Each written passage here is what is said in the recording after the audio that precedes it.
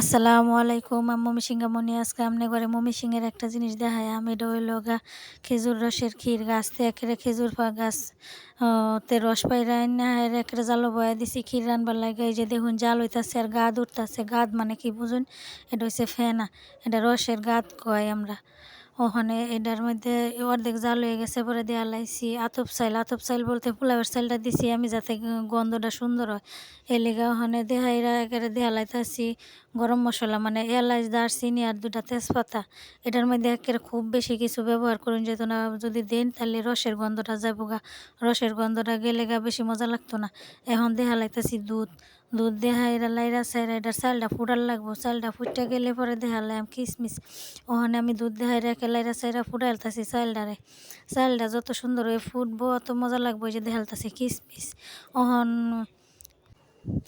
রসটা কম লাল হইছিন দেখে জাল কম হইছিন, এলিগা লাল হইছে না। এলিগা আমি লাল হরবার লাগে একটু দেখালাইতাছি। আবার খেজুরের গুড়, এটাও কিন্তু হাতে বানানি খেজুরের গুড়।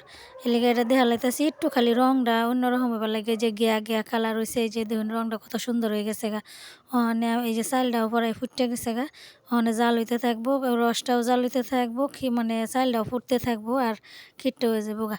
তো আমার এই আজকের ক্ষীরের রেসিপিটা আপনাদের কিরম লাগছে, ভালো ভালো হলে লাইক দিন যে, আর সাবস্ক্রাইব করে রাখুন যে পরবর্তী ভিডিও দেখার লাগে ময়মনসিংহ খাউন দাউন দেখার লাগে। এই যে দেখুন আমার ক্ষীরটা হয়ে গেছে গা। আর কমেন্ট করে জানান যে আমার এই রেসিপিটা কিরম লাগছে, আপনাদের কাছে সুন্দর লাগছে নাকি। তো আজকাল লাগে আপনাদের এটাই কইবার চাই। আমার চ্যানেলটা সাবস্ক্রাইব করে রাখুন যে পরবর্তী ভিডিও দিলে জানে দেখে লাইতারুন। এই যে দেখুন আমি ঘরে বাড়ির বাইরে দেখাইতাছি উরফেদার কয়েকটা কিশমিশ দেয়া লাইতাছি। ক্ষীরটা দেখুন অসাধারণ সুন্দর হয়েছে।